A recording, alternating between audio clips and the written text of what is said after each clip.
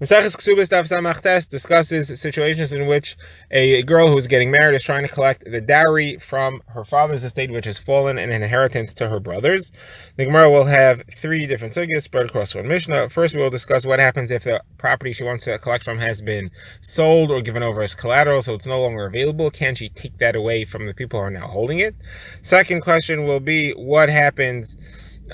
Is it considered to be an inheritance that she's trying to collect? She's trying to get her fair inheritance from her father, or is it considered to be a loan that is an obligation, a monetary obligation, like a debt that the brothers owe her? Then we'll have a number of incidents that are brought of Tamid Chachamim and how they paskind, and then we'll get to our next mission, which talks about what happens if the father puts some of the money in the hands of an escrow account to pay off the dowry afterwards. So let's begin. The Gemara wants to know, what is the situation when a father had died? We know that we said that the sons inherit his estate, and they have to give 10% is the standard. They have to give 10% of the estate to the daughter to bring into her marriage as a dowry. So the Gemara's first discussion is what happens if they sold the property. Can she take away the property from the people who bought it?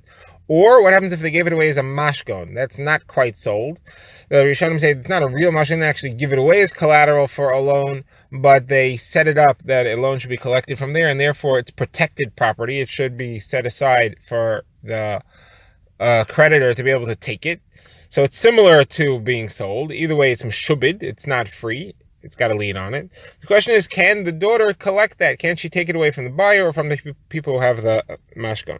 So the Gemara is going to show us that the machlokes between Rebbe and Rabbi Yochanan. First, the Gemara introduces the opinion of Rebbe as follows. The Gemara says that Rav sent a letter to Rebbe, and Rebbe opened the letter and he read it in the presence of Rav Chia.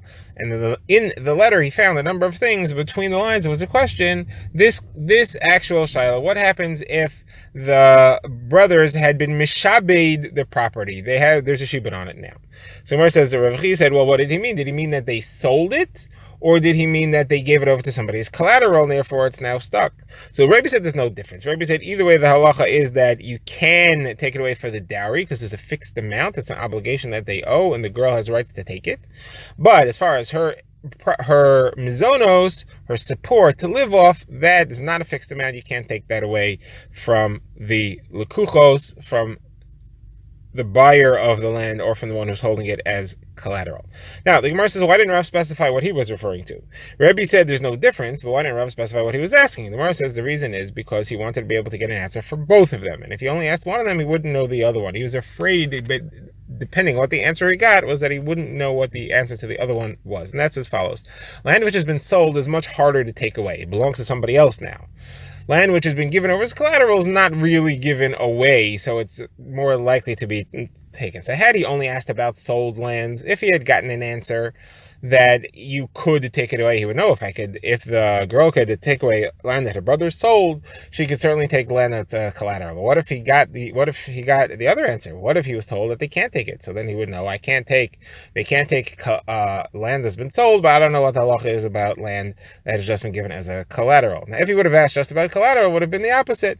If he received an answer that they can't take it, he would understand. Okay, if they can't take collateral land, they certainly can't take sold land. But if he got an answer that they could take it, he wouldn't know whether or not you could take land that's been sold or not. Therefore, he gave an ambiguous term, and he was assuming that Rebbe would respond with both of them. Anyway, this is Rebbe's opinion. Rebbe holds that you could take the dowry from land which is meshub. It says Rabbi Yochanan disagrees, and he says you cannot. Rebbe and Rabbi Yochanan agree that you can't take support. Rabbi Yochanan says you can't take the dowry either.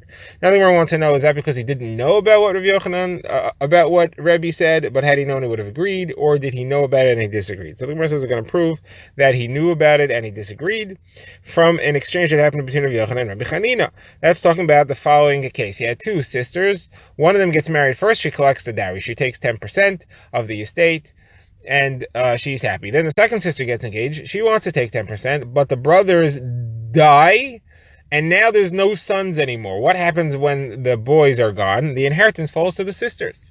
A man who dies without sons, the inheritance goes to his daughters, and therefore, if his sons had died, the inheritance moves on again from the brothers to the sisters. Now, the two sisters inherit it equally. They'll split the estate equally. Says the Gemara, she doesn't get more than half. She doesn't get a set 10% as part of the dowry and then split the rest. She loses the dowry privilege. She just gets an inheritance. And that's Rav Yochanan's psak. So Gemara says Rav Chanina asked that he doesn't think Rebbe would agree. And he didn't mention Rebbe by name. He just said, I don't think it's correct, because if the brothers had sold property, their sister would be able to take it away for her dowry. Certainly, if it was just inherited from them by the other sister, they should be able to take it away. She should be able to take it away as part of the dowry. Now, Rav Yochanan did not respond. We don't have a recorded response. And he didn't say, hey, who said that? I never heard of such halacha. Obviously, he did hear such halacha. He knew that that's what Rebbe held, and he himself disagreed. So the Gemara says, perhaps not. Perhaps he didn't know that's what Rebbe held, and had he known, he would have agreed. However, that he would have only agreed to the case that Rebbe mentioned, specifically where it was sold. Here, where it was an inheritance and was split between the two sisters, that's a different halacha. There he understood this has nothing to do with the previous discussion. This is a halacha that's different, and the reason is because the girl who wants to collect the dowry just got half her father's estate as an inheritance. She doesn't need 10% besides the half. She doesn't need to take 10% first and then take half of the remaining 80%.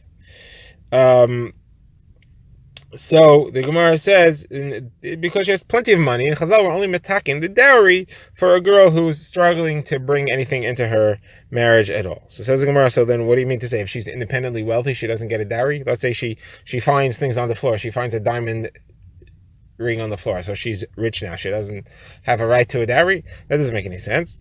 So Gemara says, no, it's not that she's independently rich. It doesn't matter how much money she has, but she's already getting part of this estate. She's already getting 50% of the estate. Why do we have to have a takana to give her another chunk for the dowry? That we don't have to do. And that's what pshat in this halacha was, and that's what Rav Yochanan would potentially have agreed to.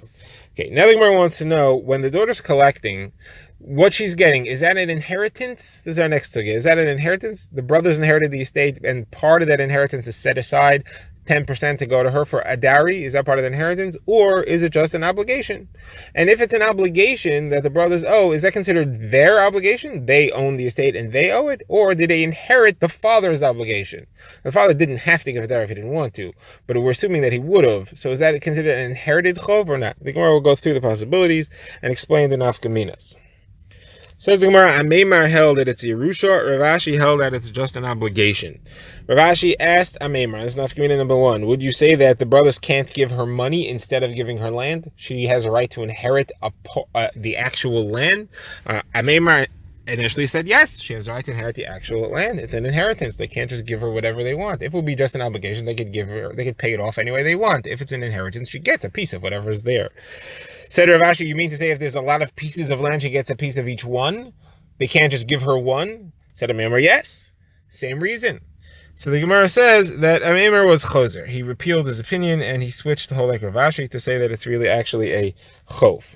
Where do we know that? So the Gemara says it was an incident where Rav Minyumi, the son of Rav Nechumi, said, I was standing in front of Amemar and this case came up, and the brothers were talking amongst each other, and they said we could have pushed her off with money. We didn't have to give her the land. And Amemar, who was the dayan there, did not tell him that would not have worked. Obviously, you see that he changed his opinion and he held that that would have worked because it's not a Yerusha, it's a chov, like Rav Ashi is. Like Rav Ashi had ruled. Okay, so we've determined that it's a chov. Now the question is it a chov on the father, and the brothers inherit, they have to pay off the father's chov, or is it a chov on them themselves? What's an afkamina? So Mara says there's a big difference between whether you're trying to collect an inherited obligation from the Yorshim or you're trying to collect from them themselves. An inherited obligation, you have to swear that you didn't get paid already, and you can take from middle level and you only get lowest quality land. You take ziburus, the lowest quality of the land that the estate owns. If you're collecting from the person himself, if it's collected from the brothers, it's their obligation, then they don't have to swear. The girl would not have to swear that she didn't receive it, and she could collect from beinonis, from the middle level quality of the land. So the question is, which is it? So the Gemara says we could bring a proof from a situation in which Ravina awarded the dowry to the daughter of Rav Ashi. Rav Ashi had died, and he left property to his two sons, Mar and Sama, Rav Sama. Now, Rav Sama then died, and the inheritance fell from him to Mar. She came to collect from Mar. So Ravina had ruled that which she's collecting from what Mar inherited directly from his father, she gets to take middle quality land and she doesn't have to swear. That which she's taking from Mar that he inherited from his brother of Sama, she gets lowest quality land and she has to collect. Obviously, this is an obligation on the children, on the inheritors, and that's why Mar's own personal obligation, she gets middle level land and she does not have to swear. But what Mar inherited from his brother, that was Rav Sama's obligation, and Mar therefore only inherited that obligation from him. On that, she has to take lowest quality land and she has to swear. Now the Gemara brings a couple of incidents where Talmidei Chachamim send messages as to how to paskin in certain instances. So the Gemara says Rav Nechemia, son of Rav Yosef, sent a message to Rabba by Rav Huna with a lady who was coming to him for a claim. It was Rav Huna Zuta of Naharda, and he sent this note. He said, when this lady comes before you, give her 10% of the property, even from the platform on which the mill stands. Now that's considered to be real estate, and you see that he was holding that you could collect the dowry from real estate. That's the discussion we had on the last stuff. Could you collect it from real estate or only metaltalin? And here we see that it's collected from real estate. Now Rav Ashi said when I was in the house of Rav Kahana, they would collect even from rent. Now rent is also considered real estate as long as it's not due yet. Once rent becomes due, then it is not real estate. It's considered to be cash. But once it's not due yet, then it's just an obligation that's going to come to maturity in the future. There it's considered real estate. Next story was a message sent from Rav Anan to Rav Huna. So he sent the following thing. He wrote, Huna, our friend, peace be upon you. He didn't call him Rav Huna, he called him Huna. When this lady comes before you, so he sent a note with a lady, give her 10% of the father's estate. Now, when Rav Huna received the message, Rav Sheshes was sitting with him, and he told Rav Sheshes, go take the following message back to Rav Anan, and if you don't repeat it exactly as I'm saying it, I'm putting you in Chayrim. And the message is as follows. Anan, Anan. He didn't call him Rav either. Anan, Anan. Do you want it to be from land or from movable property? And my second question is, who sits at the head of the table in a house of Marzicha? The Gemara will explain soon. Marzicha is a Beis HaAvel. It's a house of mourning. Now, that was a message. Message there was, you are making yourself the boss in this town because you're calling me Huna and you're telling me what to do. But the halacha is that the greater person sits at the head of the table. The only situation in which a lesser person sits at the head of the table is in a Beis HaAvel, where the mourner sits at the head of the table. So I hope you're not trying to make yourself into the Avel. That was a message that he sent with that veiled statement. Obviously, that's why he threatened him that he threatened Rav Sheshes that he has to take the message because he was afraid he wouldn't be able to give it over. It was a little bit of a tough expression. Somewhere says that Rav Sheshes went, and he said to Rav Anan, I have the following message for you. I wouldn't say it. You are a great man, but my Rebbe is your Rebbe, and therefore he's greater than you as well. And had he not threatened to put me in Cherem, I wouldn't say this, but he did. Here's the message. Anan, Anan, you want it to be from land or from movables, and who sits at the head of the table in a Marzicha? Rav Anan did not know what a Marzicha was. So not only did he not get the Musar, he did not even understand what was sent. So he went to Mar Ukva and asked Mar Ukva, and he said, first of all, look what he sent to me. He sent me Anan, Anan, he didn't call me Rav. That was the first thing that he was insulted by. Next thing, he said, what's a Marzicha? So Mar Ukva said, what exactly was the whole story, or what was the whole exchange, what happened? So he said, I sent him Huna, and he sent me back Anan. So Mar Ukva said to him, if you don't know what a Marzicha is, you should not be starting up with Rav Huna the Chaver. You're not apparently on the level to call him Huna. The Gemara now explains what is a Marzicha. So Gemara explains it means mourners. Like we see in the pasuk in Yirmiyahu, it says, "Kichayim Hashem al tavei beis marzeach al telech lisboi." Don't go to a house of marzeach, a house of mourning.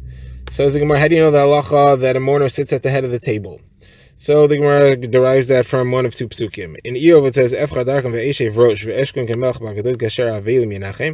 at the head of the table when the mourners are being comforted. So the Gemara says that's referring to the comforter, not the mourner. It says Yenachem. The Gemara says you read it Yenucham, when they're being comforted, and it's referring to the mourner. Second source is from a pasuk in Amos. It says L'chein ata yigul b'rosh golem v'sar mirzach seruchim. Mirzach referring to the mourner, seruchim referring to the comforters. The Gemara ends just before the Mishnah with the halacha. Rava says the halacha is that you can collect from land and not from movable property, both mizonos and ksuba, all the other tenei ksuba, and the parnasa, the dowry. We now begin the next Mishnah. The Gemara discusses a case where a father, before he died, he left money in a possession of an escrow, of an agent, a third party, to hold, to give to his daughter when she gets married. Now, the mission that the third agent is charged with is hold on to the money and give it to her when it's time for her to receive and use it. Now, the girl herself steps forward and she says, I trust my husband. I want you to give it directly to my husband. Let him hold on to it. And he's going to do what's best for me whenever the right time is. Question is, should we listen to her or not? So Rabbi Meir says you should not listen to her. The job that was given to the shlish, to the third party, was to give it to the daughter. You have to do your job, give it to the daughter, not to the son-in-law. Now, the Gemara says, the Mishnah says, Rabbi Yossi argues. Rabbi Yossi says, anyway, when she gets it, she could just do whatever she wants with it. She could give it to her husband. Even if the shlish is going to follow through on the instructions, and he's going to take the money and he's going to buy a field with it. She could take the field, sell it, give the money to her husband. She's going to do anyway with it whatever she wants, so just follow whatever she says because she has the power to do it herself. So here we have this machlokes in Rabbi Meir and Rabbi Yossi. Do we listen to her, or do we follow the instructions of the father? Says the Gemara, we have two variables here. Are we talking about a ketana, or are we talking about a gedola? Are we talking about minha erisin? Are we talking about minha nesuin? Is she engaged at the time this conversation happens, or is she already married at the time this conversation happens? So the Gemara is going to have to figure out all four variables. Erisin, ketana, gedola. Nesuin, ketana, gedola. Is there a machlokes in all those cases, and how does it work? Now, the main thing that we have to figure out is the next line in the Mishnah, because the next line in the Mishnah says this is only true by a gedola, but the action of a ketana doesn't mean anything. Well, who's talking there? Is that Rabbi Meir talking, or is that Rabbi Yossi talking? So the Gemara begins now. The Gemara is going to try to figure out what that line means and try to figure out pshat and a brisa that gives another description of this machlokes. So the Gemara says that line cannot be Rabbi Yossi talking, because Rabbi Yossi gives a reason in the Mishnah why he says that you should listen. He says you should listen to the Kala because she could sell it herself anyway. That's only true by a gedola. So Rabbi Yossi is obviously talking about a gedola. He would not need to add on afterwards another line to say that this is not true by ketana. That's already implied by the first thing that he says. So obviously it's Rabbi Meir talking. So it has to be Rabbi Meir. The problem is if it's Rabbi Meir, it doesn't make sense. Rabbi Meir said you should not listen to her. So then what does he say? But by ketana you should not listen to her? He said by everybody you should not listen to her. So the Gemara explains what he means to say is as follows. It depends whether you're talking about erisin or nesuin. If you're talking about erisin, then Rabbi Meir says you should not listen to her. If it's talking about nesuin, you should listen to her because nesuin she's already holding by giving it over to her husband. So then he would agree to Rabbi Yossi's svara. She could already do whatever she wants with it. You may as well listen to what she says. There he says that's only true by a gedola. By a ketana, you should not listen to her. It comes out, according to Rabbi Meir, the only case in which you listen to her is a gedola by nesuin. Now the Gemara quotes a brisa which has the same machlokes between Rabbi Meir and Rabbi Yossi in expanded form, and the Gemara is going to use this cheshbon that we just made to figure out how the brisa works. So the brisa over there, you have Rabbi Meir says his opinion clearly that it's only by erisin and not by nesuin. He says, he doesn't say whether he's talking about ketana or gedola. He says by an erisin you should keep it. You should not listen. You should not listen to her. You should follow the instructions of the father. If it's talking about by nesuin, there you should give it to the husband like she says. Now, we don't know if it's talking about a gedola or a ketana, but then Rabbi Yossi comes along and he says it does not depend on erisin or nesuin, it depends on ketana and Gedola. A Gedola, you should always listen to her and give it to the husband. By Ketana, you should always ignore her. She's only Ketana, and follow the father's instructions and give it to her and buy filled for her in her credit. So we know Rabbi Yossi in all four cases. Gedola, he says across the board, you follow her instructions, you listen to her. A Ketana, you do not listen to her. Rabbi Meir, we don't know. We know that he differentiates between Erison and Nisuin, but we don't know if he was talking about Gedola or if he was talking about Ketana. So the Gemara first wants to say maybe he was talking about Ketana. If he's talking about a Ketana, then he's arguing on Rabbi Yossi in the case of a Ketana min hanisuin. Rabbi Meir said that Mina Erison, you should keep it and not listen to her. Mina Nesuin, you could listen to her. Comes along Rabbi Yossi, and he's talking about a Ketana, don't listen to her for anything. So the case that they're arguing is a Ketana Mina Nesuin. There, Rabbi Yossi says you should keep it, not listen to her. And Rabbi Meir says no, if it's Mina Nesuin, you can listen to her.